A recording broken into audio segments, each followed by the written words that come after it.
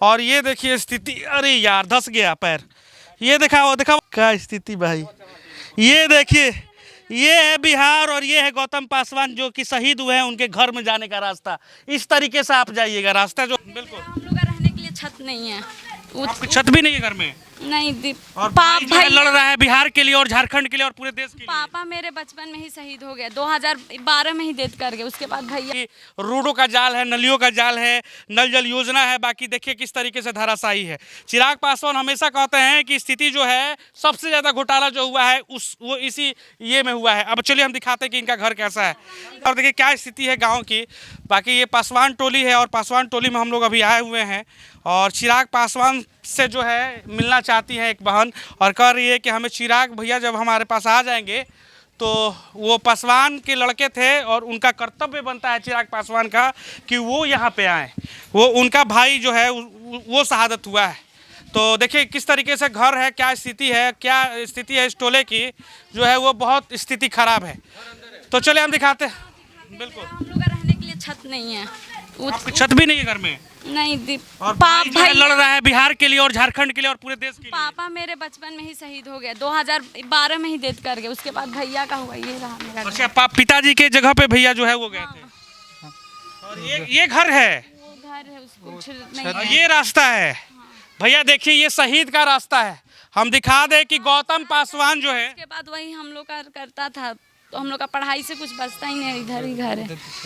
तो देखिए गौतम पासवान जी के घर पे जो शहीद हुए हैं उनके घर पे जाने का ये रास्ता है।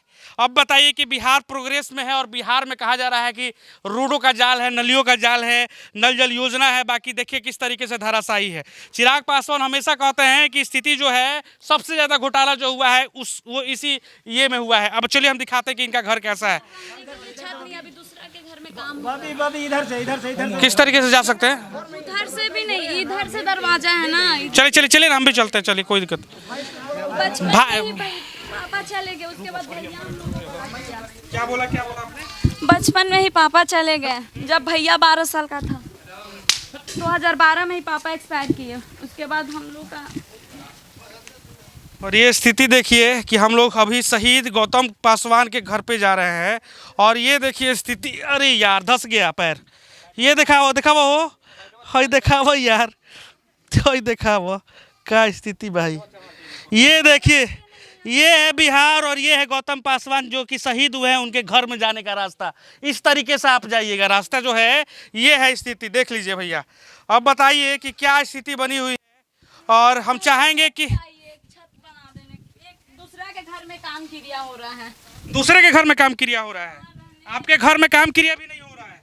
ये स्थिति है। इसलिए 2012 में ही पापा एक्सपायर कर गए। उस टाइम हम लोग छोटे छोटे थे। उसके बाद भैया का पापा का अनुकंपा पे लगा, 14 साल में था। तो अभी 5 ताला लॉक, ये पूरा टूट चुका है, कुछ नहीं दिखा है। दीजिए, देखिए ये स्थिति है जो है। अभी घर बनवाने वाला था भैया, पर पहले ही चल गया।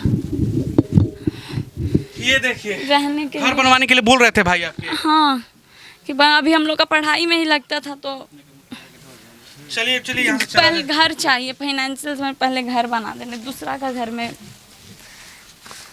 के घर में ये लोग जो है अंतिम संस्कार करवा रहा है। लोग अंतिम संस्कार का जो भी कार्य प्रयोजन होता है वो करवा रहा है। तो ये बिहार की स्थिति है। बिहार में एक युवा जो कि न शादी हुआ है न ब्याह हुआ और वो अपने भाई बहन के लिए पढ़ाई के लिए उसने शादी भी अभी तक नहीं की थी और जवानी में ही वो शहीद हो चुका है और उसके पिताजी भी नहीं हैं और अब बहन जो है वो बिलख रही है और कह रही है कि देख लीजिए स्थिति क्या है हमारे घर की। हम लोग दूसरे के घर में जो है अंतिम संस्कार कर रहे हैं और ये स्थिति बनी हुई है। बड़ा दुखद घटना है बहुत कि भैया ये क्या स्थिति है। कहा जाता है कि विकास जो है वो लंबी दौड़ की रेस की तरह दौड़ रहा है, लेकिन वो रेस जो है वो बिहार के कई गांवों में अभी अछूता है।